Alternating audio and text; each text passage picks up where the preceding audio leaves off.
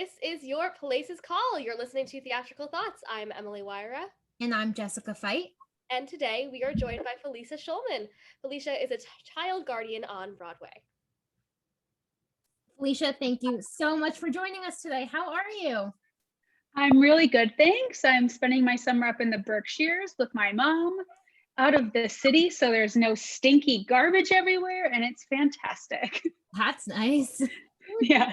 In my house I'm going into the city on Sunday with a friend, and we were just talking about the garbage and the subway smell, and it was this whole debate in my house over whether or not the subway smells good. I fully believe that it is a distinct aura, and I kind of don't hate it. But I feel like Have you been on the subway lately? I hate it. Have you been on a subway lately? Yeah, I went, what was it, like 2 weeks ago? It's a little weird post-pandemic. And they're like relatively clean compared to pre-pandemic, because like people still wear their masks, they're not really eating on the train. So it's like nice difference. But the streets not so good. No, the streets are no. Yeah. So as you know, we love to open our show with our 60-second life story segment. So I'm going to start my very official iPhone stopwatch. And you'll give us your whole life. You ready for this? Okie dokes, let's try it. All right, here we go. Okay, so I was born in Englewood, New Jersey, and I moved to Livingston, New Jersey when I was 4. Woohoo! Fun fact, my sister had chicken pox when we got to Livingston, and I had chicken pox right before we moved. So my mom had a really fun move, my mom and dad. So I grew up in Livingston. I stayed there through high school. I went to Syracuse University for my freshman year of college, and I studied early childhood special education. From Syracuse, I then transferred to NYU, where I studied early childhood education with a minor in sign language and a minor in child psychology. Woohoo, again. And then I was a teacher for a bunch of years. I taught nursery school at the JCC on the Upper West Side. Then I was a kindergarten teacher in 2 public schools on the Upper East Side until I was done teaching kindergarten and not doing what I believed in. And I ended up as a child guardian at the paper mill, which led me to Broadway and 60 seconds. That was insane. That was so good. Dot. Oh, mad props to you. That was really impressive. That was really good. I was like, oh my God, I didn't talk about like my childhood, but that's okay. We can talk about that later. We can talk about it later. Let's talk about it now. So growing up, you grew up in Jersey. So I guess how did you stumble into like wanting to work with kids? How did that sort of become a thing? I guess it might be from like me growing up with a lot of little cousins around, and I guess there's not that much to do in Livingston per se. So I did a lot of babysitting. The second I turned 10 years old, my mom signed me up for a first aid class through the Red Cross, the local YMCA, and it was a babysitting course. And she's like, I won't let you babysit unless you get a babysitting certificate. So I was officially a babysitter at 10 years old. I don't know if I would trust my children with 10-year-olds, but I was certified as a babysitter, and I did a lot of mothers helping and babysitting. And then like, I just was always a kid person. Like I walk in a room and kids know like I am the fun person, and like they just gravitate towards me. I'm also like a big kid in like a body. My family called me like the oldest 12-year-old they know. So that's just how I am. And I work somehow really well with children. I get them. My first job at the JCC, the parents called me very kiddable. And I was like, I like that word. I'm going to keep it. So yeah, I'm just a kiddable person. And I just was like, okay, this is how I want to live my life. I wanted to be a neonatologist. And then I was like, nope, I don't want to do all that science and stay in school till I'm 50. So I was like, what's another route? And I was like, teachers. They made a big impact on my life. So I went that route, and I was like, I'm going to be a special ed teacher. So I studied at Syracuse my freshman year, and I learned a lot about special ed. And then I transferred to NYU, and I learned a bit more. Not to knock NYU, but I definitely learned more in my year at Syracuse than I did in my other 3 years at NYU.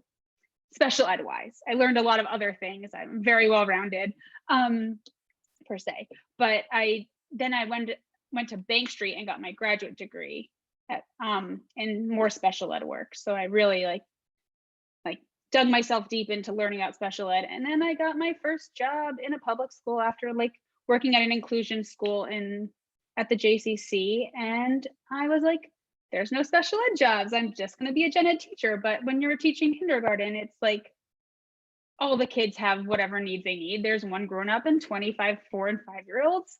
So it's pretty much, you're getting like a gamble of what kind of kids you get.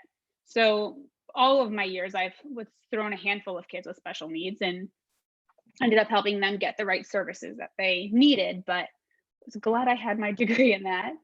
And then what was the question again? Help me remember, please. Talking about how you got into, working with kids and whatnot, but All right. I'm curious about like Yeah. your time in school. So you had a bunch of minors, and as you said, you're Yeah. surrounded because of your education. So Yeah. what sort of things did you learn that were particularly interesting? Like, were there classes that you took that really stood out to you during your time at NYU or Syracuse? Yeah, so I loved school. Like I would go to school every single day for the rest of my life if I could, if there weren't papers and tests. Like I love learning. I think learning is the fun part. And like, why do you need a test? Like I can prove to you that I know it like other ways, but so I loved learning. I think my favorite class at Syracuse was like my first special ed class. Like me and my best friend Sarah at the time were like, we're gonna sit front row center, and it was like 50-ish people, and we're like, we're gonna learn the most we can, and like loved it. And we ended up working with someone with special needs like day 5 of our program, and I was partnered with this, like I guess a teenager, maybe she was in her early 20s, who had Down syndrome, and that was like very impactful for me. And like going ice skating with someone who really doesn't have fine, like gross motor skills. Like she could walk, but like wobble, and then try to figure out how to figure skate with her. So like that was just like, you're like thrown in on the job, and you're like, okay, now you're gonna learn and figure this out. And I loved that. And then I would say at NYU, my favorite class was a class called the Science of Happiness. And it was in a program, so there's a psychology program, I think, and then within that, there's something called the child mental health studies, I think it is, child and adolescent mental health studies. And they had a class called the Science of Happiness. And it was so fun learning about how and why people are happy. And I would say I'm a relatively happy person. So it was fun to learn about why I'm happy and how I can help others be happy, and how to deal with people who aren't happy and try to make them happy. And the science of it is just fascinating. So I'd say that was my favorite part of school. So cool. Oh my God. I want to take that class. I feel like now I want to go to NYU for the sole purpose of taking that class.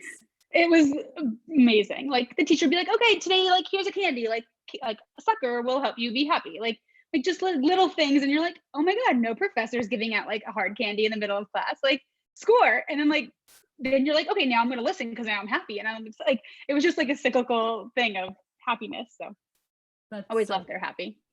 Yeah. That's amazing. So I guess during your college experience, what would you say is the most rewarding part of it? Your whole college experience?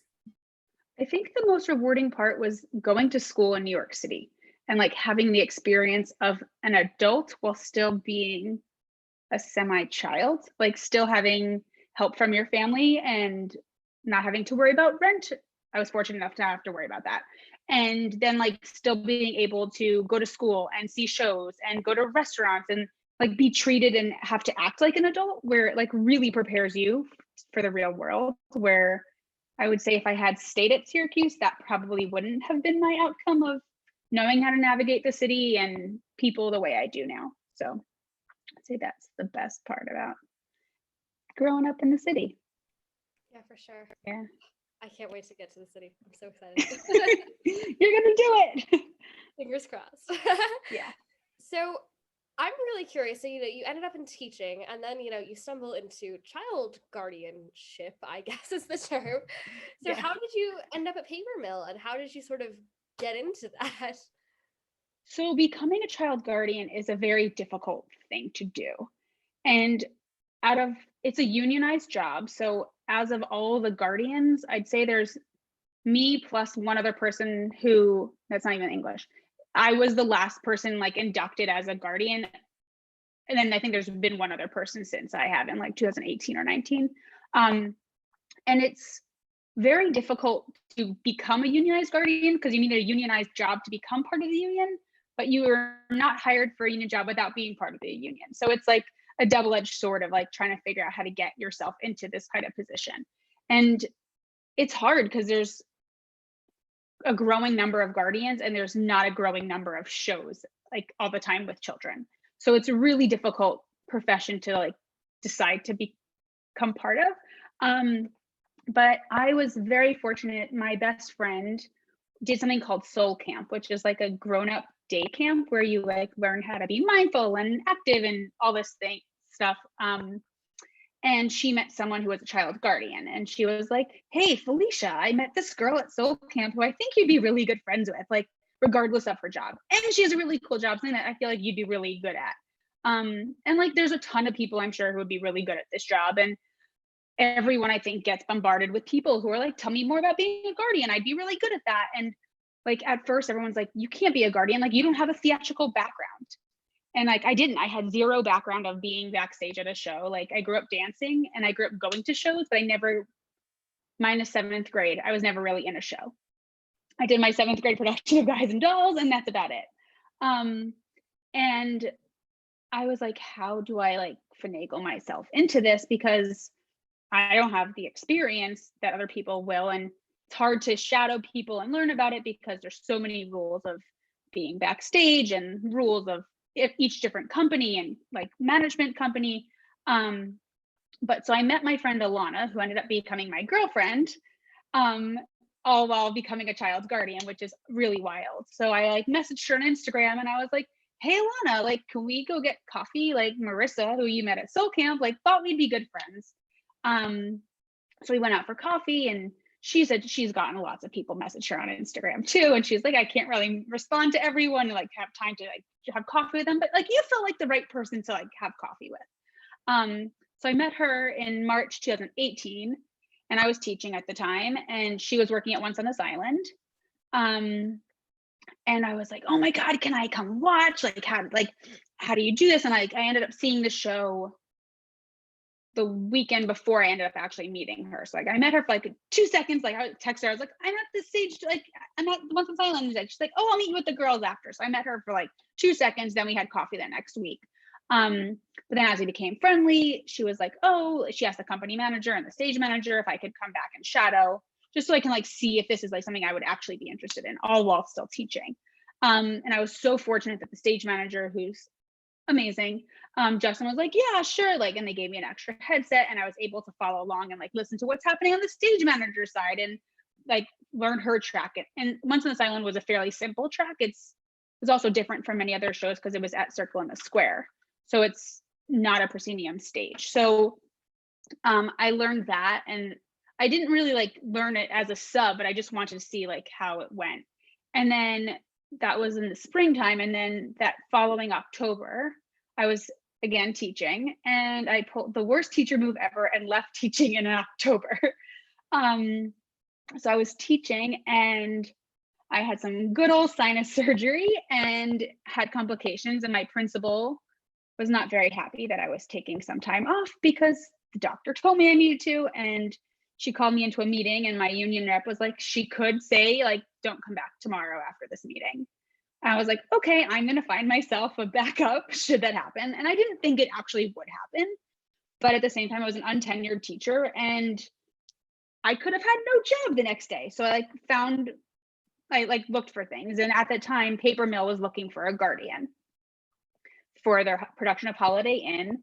And I was like, "Alana, like the guardian," she's not a guardian, she's like a tutoring, well, she technically is a guardian. Her name is Christine, and she runs a tutoring company who's also in charge of providing guardians for the productions at Paper Mill. So Christine had emailed like all the different guardians, was like, "Hey, we're looking for a guardian." And there wasn't a guardian at that time available who was able to take the job at Paper Mill. And I was like, "Hey, I could do that. Like, please hire me." Like, it was a simpler show for the most part. It was just 2 kids. And I was like, on Wednesday, I went into school and I had my little meeting with my principal, and I left on Friday afternoon, and I was done with teaching. So I left some kindergartners high and dry, but at the same time, I knew what was best for me was to not be teaching at the moment.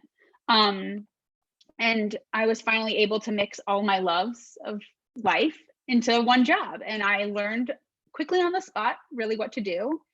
And I think within like the 2 weeks or 1 week I had between leaving teaching and starting at Paper Mill, I went over with the School of Rock Guardians and they showed me what happens backstage there. And I was so lucky to be able to do that. So I was like, okay, this is what happens. And I was also very lucky to have Alana to like help me out and like lead me with like, what do I need to do as a guardian and what kind of paperwork do I need to do and all the little intricacies that you learn throughout the job. And I got the job there, and it's a unionized job. So the union is really just for Broadway and Paper Mill. Go figure. Excuse me. So I joined the job at Paper Mill, and through that job, I was able, to join the union. So I was like, hey, this isn't the most financially like awesome job, but at the same time, it's gonna give me a future in something that I'm gonna want. So I was able to join the union through working at the Paper Mill. And that led me to where I am today. Lucky member of the union. So incredible. That's so hard to get into, but it's so cool. It kind of worked out so well for you. Yeah, it was wacky. So I'm really curious, like you're mentioning sort of like picking up what you got to do.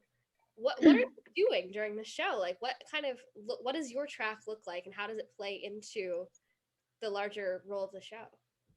That's a great question. So the day, like my responsibility is to be the adult supervising the children from the second they enter the theater at the stage door, like they say goodbye to their parents at the stage door, to making sure they are supervised and taken care of throughout the entire run of the show, and then released to the appropriate adults at the end of the show. And my day looks different at the theater versus in rehearsals.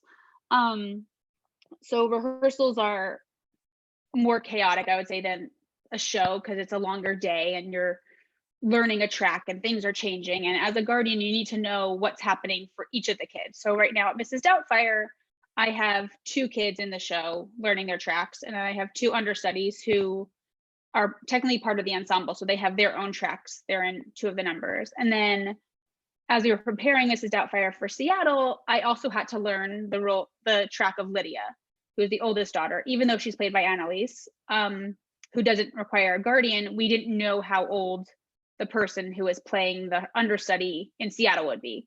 And the understudy, her name was Summer, ended up being 16. So the guardian in Seattle who did the show, different laws there, was in charge of her too. So I had to have the tracks for all 3. So my job as a guardian is like literally write down, like enter and exit from where, when, and like know with which props or whatever it is, so that I can make sure I know where the kids are at all times and I'm with them at every entrance or exit. And if I'm not able to get there because if someone's here and one's here, and like a stage manager is aware of the kid until I get back to them. So I'm really like, I don't want to cross the boundaries, but like a stage manager for the kids per se. I'm definitely no stage manager. They do a lot of other different work, but I'm there to make sure the kids are safely and like make sure they get to the dresser on time, make sure they're at hair on time, make sure they're getting their mics at time, at the right time. So like all the different parts of the day, I'm making sure they're in the right place at the right time. And I have a very awesome co-guardian. Her name is Crystal, and she's in charge of my understudies at the moment. And she's with them because we really left during tech and previews we left during the shutdown at previews, but we were still in rehearsals all day long. So the understudies would sit at the table in the audience with Crystal, and she'd be helping them make sure of watching for changes and blocking and making sure the understudies and / ensemble members have their blocking and stuff written down into their scripts while I was backstage with Jake and Avery. So that's my role. Seems like stage management on steroids, honestly. Literally. Yeah, it's funny because like stage managers are part of the Actors Equity and we're part of the wardrobe union, and it's tricky because I think that we have a very similar job, but at the same time it's so different. Where like a stage manager does know the track, but they know the track of every single like cast member, and I'm like in charge of 4. So I'm like very lucky on that aspect, but we are a great team. I work hand in hand with the stage managers on a daily basis. So kind of looking at your day as a whole, like perhaps even outside of the show, I guess sort of like what's a day in your life when you're working on Doubtfire, when you're working on Broadway, sort of how do you get in the right headspace to be ready to go for the shows? I would say lots of like sleep. Like you need to be on your A game. You wake up in the morning, you have a good breakfast. When we're in rehearsals, their day starts at 10 a.m. So I call the kids before the start time so that they're ready to work exactly at our call time. Sorry. So I meet the kids at the stage door or at this rehearsal studios, and we go about our day. As a unionized guardian, the kids are not responsible to be watched during lunch. So I have my lunch break. So the parents or another guardian pick up the kids for the lunch break. The lunch break. And then I collect them back after lunch, and then I'm in charge of them until they're released for the day. And it depends on what part of the day it is. Like some will go to tutoring, some will be released earlier.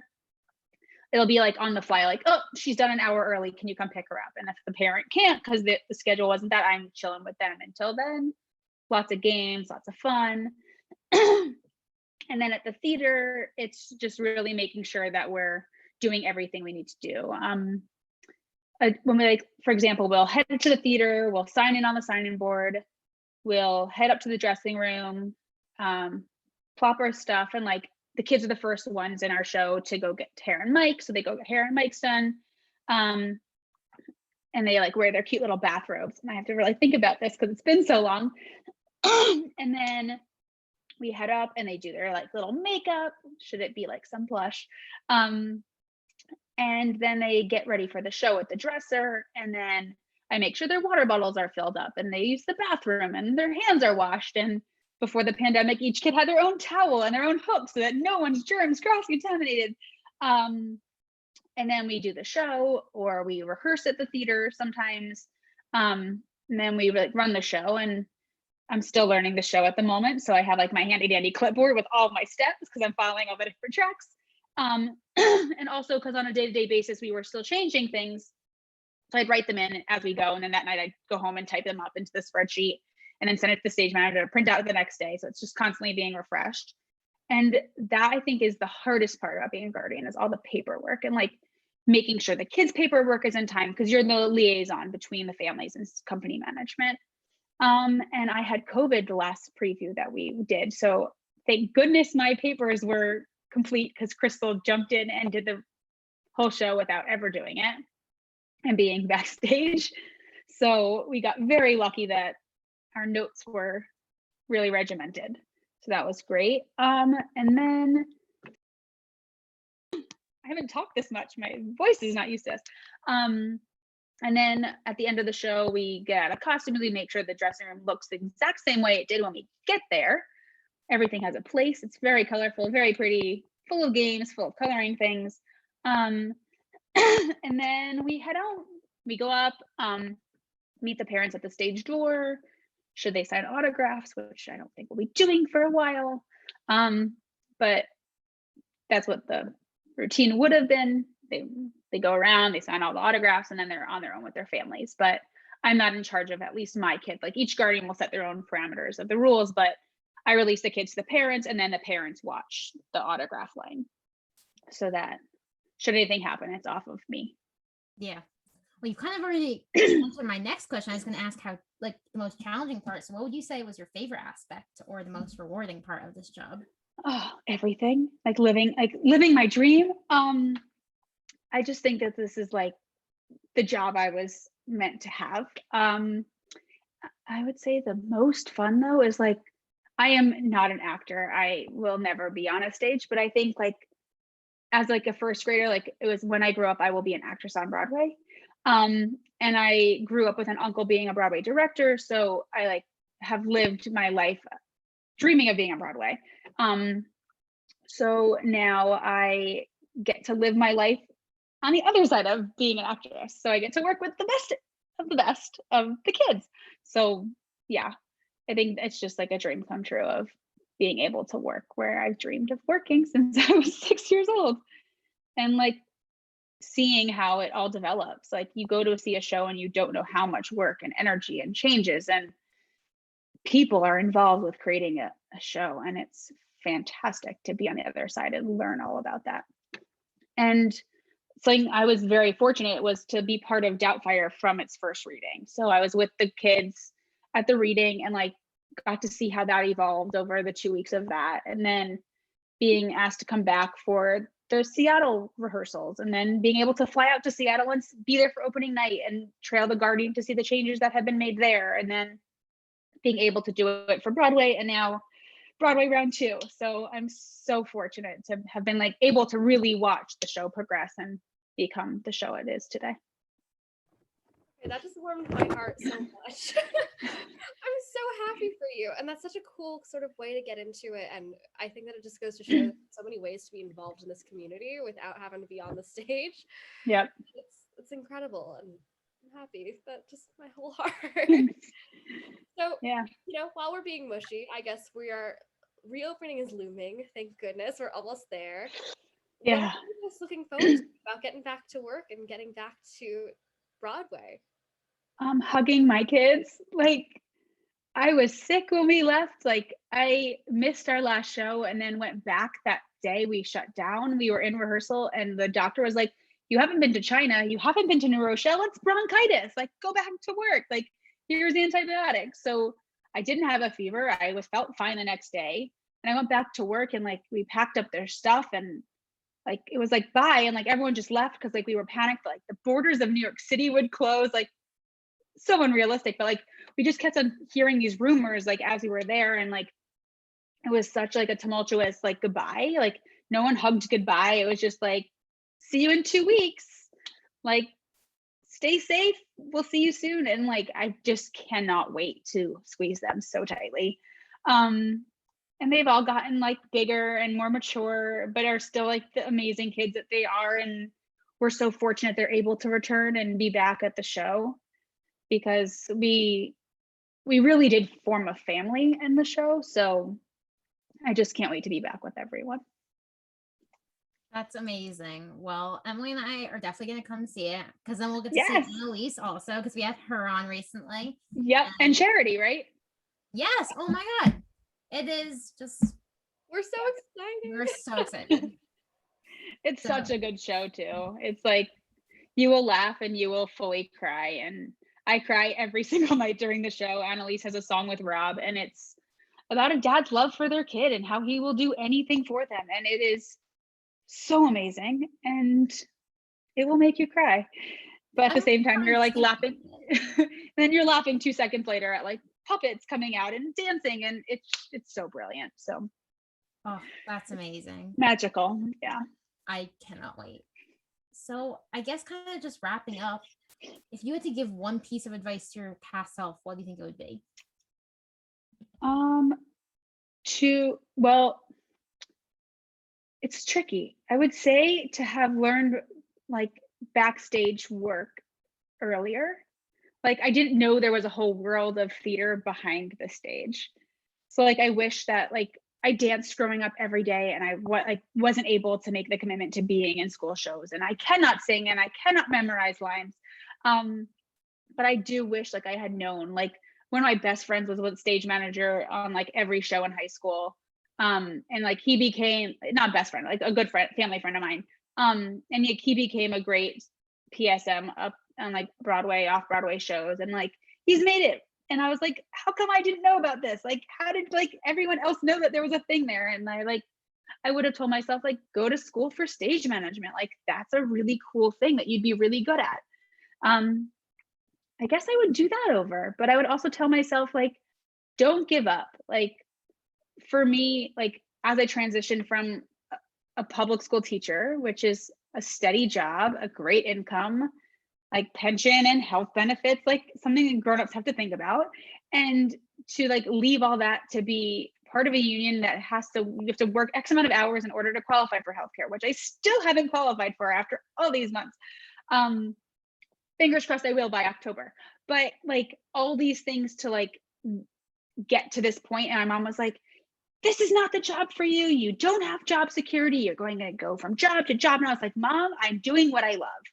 And my uncle, who's a director, his mom, so it's like, he's like my cousin's uncle, but his mom was always like, you have to become a lawyer or a doctor. And he became an actor and then became a director. And he never gave up. And look where he is. He has Tony Awards. So it's like, if he can do it, as his mom said, don't do it, I can say to my mom, hey, look what Bubba Lily said. Like, I'm going to do it too. So that's how I stick it to myself there.